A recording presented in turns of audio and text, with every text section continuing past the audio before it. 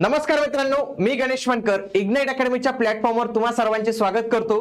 नोंदणी आणि मुद्रांक विभाग याचा निकाल जो आहे तर तो जाहीर झालेला आहे। तर याच्यामध्ये नेमकी आता पुढील प्रक्रिया कशी असणार आहे, आपली कागदपत्र पडताळणी कधी असणार आहे, कोणाची नेमकी निवड होणार आहे, कारण की याच्यात निवड यादी दिलेली आहे पण कोणाची निवड याच्यात होणार आहे तर ती संभाव्य निवड आपण पाहणार आहोत।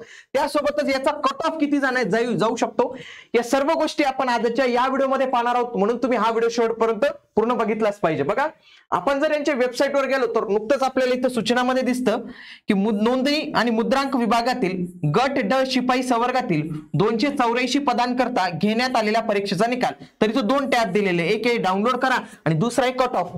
तर मी कट ऑफ वर क्लिक केलं ना तर कोणाला असं वाटेल की कट ऑफ दिले, त्यांनी कट ऑफ नाही दिले। त्यांनी काय केलेले की ज्या उमेदवारांना 45% म्हणजे 90 आणि 90 पेक्षा जास्त गुण असतील तर त्यांचीच यादी लावलेली। म्हणून जर तुमचं या यादीत नाव नसेल तर समजून घ्या की तुम्हाला 90 पेक्षा कमी गुण आहेत आणि तुमचं या यादीत नाव असेल, फॉर एक्झाम्पल इथे यादी दिलेली, तर याचा अर्थ असा नाही होते की तुमचं निवड झालेली आहे, कारण की बघा 2399 एवढी पेजेस आहेत, आलं का लक्षात। आणि प्रत्येक पेजेसवर एवढे लोक आहेत तर सगळ्यांचं थोडी सिलेक्शन झाले, तर सिलेक्शन कोणाचं झाले तर ते मी तुम्हाला आजच्या या व्हिडिओच्या माध्यमातून जे आहे तर ते सांगणार आहे। तत्पूर्वी तुम्ही जर बघितलं तर याच्यामध्ये खूप जबरदस्त मुलांना मार्क्स आलेले। मार्क्स येण्याचं कारण म्हणजे मुलांचा असलेला आता अभ्यास। टीसीएस आयबीपीएस पॅटर्न बऱ्यापैकी विद्यार्थ्यांनी बॅचेसच्या माध्यमातून आपल्या ऑलरेडी क्रॅक केलेलं आहे आणि तुम्हालाही वाटतं की आगामी येणाऱ्या टीसीएस आयबीपीएसच्या पॅटर्न मध्ये मी अशाच पद्धतीने चांगले मार्क्स घेतले पाहिजे, तर त्याच्यासाठी तुम्ही आपली एक all in one batch launch करू शकतात, जी तुम्हाला आगामी तलाठी, मनपा, नगर परिषद अशा सर्व परीक्षांसाठी उपयुक्त असणार आहे। आणि तुमच्यासाठी एक खास ऑफर पण असणार आहे मित्रांनो। इथे जी तुम्हाला प्राइस दिसते 1999 प्लस जीएसटी, यावर तुम्हाला फ्लॅट 10% ऑफ मिळू शकतो। हा ऑफ फक्त जे GM10 कोड यूज करतील तर त्यांच्यासाठीच असणार आहे। अधिक माहितीसाठी इग्नाइट अकॅडमीचा ऍप डाउनलोड करा, तसेच आमच्या प्रतिनिधींचा नंबर आहे त्यांना देखील तुम्ही कॉल करू शकता। ओके, बघा आता ही जर यादी पाहिली ना तर ही यादीमध्ये त्यांनी एक काम खूप छान केलेले बरं का, म्हणजे अशी यादी TCS ने पण लावली पाहिजे। त्यांनी काय केलं, डिसेंडिंग ऑर्डर मध्ये दिलेले। बघा इथे स्पष्ट म्हटलंय डिसेंडिंग ऑर्डर म्हणजे काय की सगळ्यात जास्त ज्याला मार्क्स असेल त्याचं वरती नाव आहे, ज्याचं कमी कमी असतील तर त्याचे कमी कमी आहे, तर त्या पद्धतीने आहेत। तर तेच आपण आता जे आहेत तर ते इथं बघणार आहोत। बघा हे आता आपल्याला जर हे निवडायचं असेल की कोणाची निवड झालेली आहे, कट ऑफ किती गेलेलं, तर त्यासाठी जागा किती होते ते आपण बघूया। बघा हा जागांचा त्यांनी टेबल दिलेला होता, तर याच्यामध्ये सगळ्यात आधी जो कट ऑफ पहिले कन्सिडर केला जातो तर तो जनरलचा केला जाईल। तर जनरलच्या बघा 91 जागा होत्या, पण 91 जनरलच्या नाही कन्सिडर केल्या जाणार। पहिले जनरलच्या 29, ओपन मध्ये जनरलच्या जागा आहेत 29, तर त्या आपण या लिस्ट मध्ये जाऊया। या लिस्ट मध्ये जो प्रथम क्रमांकाचा व्यक्ती, फॉर एक्झाम्पल प्रफुल्ल नावाचा व्यक्ती, त्याला 192 मार्क आलेले आहेत। हे म्हणजे टॉपर याच्यामधला 192चा, हे आफ्टर नॉर्मलायझेशन त्यांनी सर्व प्रक्रिया करून केलेलं असतं आयबीपीएस ने। तर एक सॉरी टीसीएस आयबीपीएस कडून, हे बघ आयबीपीएस कडून आयबीपीएस अशा पद्धतीची यादी लावते। टीसीएस ते खेळत बसतं, ते first response sheet, second response sheet, निवड यादी, परत हे बघा टॉपर जो आलेला आहे तो 192 मार्कांचा आलेला आहे। आता याचं जे सिलेक्शन होणार आहे म्हणजे याची कॅटेगरी कोणती राहू, बघा इथं कॅटेगरी बघा, याची ओबीसी जरी कॅटेगरी असेल, ओबीसी मेल, तरी याचं सिलेक्शन हे जनरल मधून होणार आहे, म्हणजे जनरल ओपन जनरल मधून होणार आहे याचं सिलेक्शन। का, कारण की तेवढ्या जागा आहेत त्यांच्याकडे। किती जागा आहेत बघा, इथं 29 जागा आहेत। तर या 29 पहिले जे 29 असतील ना, बघा कुठपर्यंत, बघा इथं हा 29 असेल ना, इथपर्यंत जे सिलेक्शन होणार आहे ना तर ते कशा कॅटेगरी मधून होणार आहे, ओपन मधून होणार आहे। आणि ओपन मध्ये पण कोणतं होणार आहे मित्रांनो, ओपन जनरल। तर यांची निवड फिक्स आहे पहिली 29 ची। आणि जर तुम्हाला कट ऑफ काढायचा असेल तर किती गेलेला आहे बघा, ओपन जनरलचा कट ऑफ गेलेला 182, ओपन जनरल। मग याच्यामध्ये मेल फिमेल याला काही अर्थ राहत नाही बरं का मित्रांनो। नाही तर काही लोक काय म्हणतील अरे फिमेलचं वेगळं करा, फिमेलचं तसं नसतं मित्रांनो। ओपन जनरल मध्ये मेल फिमेल दोन्ही असतात। पुढचं जे येतं ना तर ते येतात फिमेल, किती आहेत ते 27 फिमेल आहेत, तिथं 27 जागा आहेत।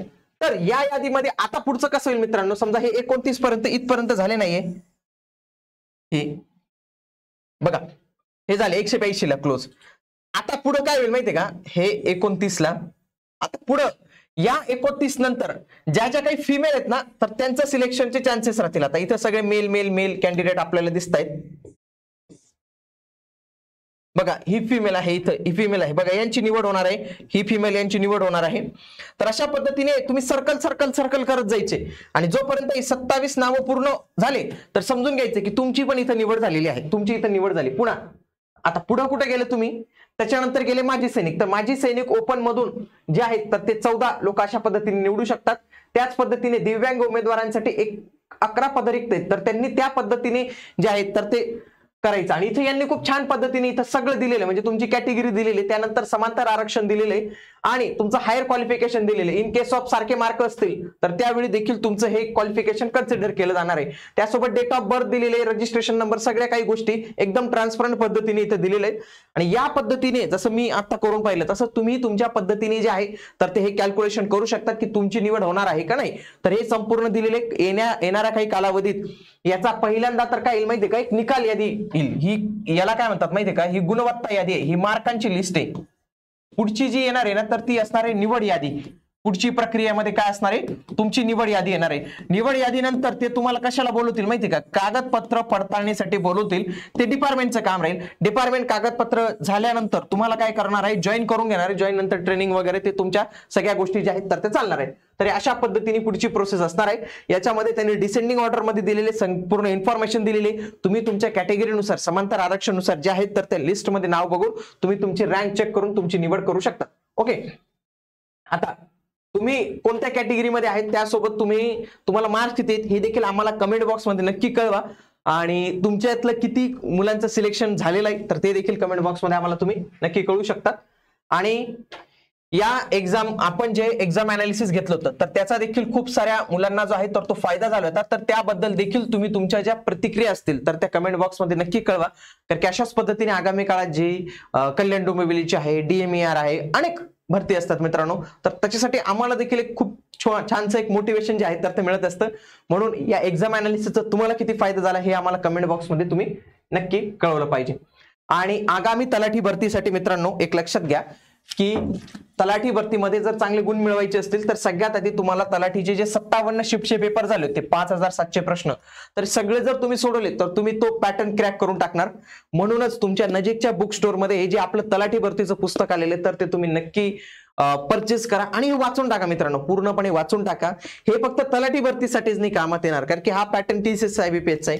तर याचा तुम्हाला कुठलेही जी TCS कडनं परीक्षा होणार त्याच्यासाठी नक्कीच फायदा होणार आहे. म्हणून तुमच्याजवळ हे पुस्तक असलंच पाहिजे. हे पुस्तक तुम्हाला घरपोचही मिळू शकतं Amazon वरून. तसेच तुम्ही आपलं इग्नाइट अकॅडमीचं ऍप्लिकेशन डाउनलोड करा. हे आपले नंबर्स आहेत, यांना कॉल करून तुम्ही पुस्तक ऑर्डर करू शकतात. खूप चांगला रिस्पॉन्स मिळतोय, म्हणून लवकरात लवकर ऑर्डर करा. ओके, आणि आणखी काही तुमचे प्रॉब्लेम्स असतील, समस्या असतील त्या देखील आम्हाला कमेंट बॉक्समध्ये नक्की कळवत चला. भेटूया आता आपण पुढील व्हिडिओमध्ये. तोपर्यंत जय हिंद, जय महाराष्ट्र, धन्यवाद.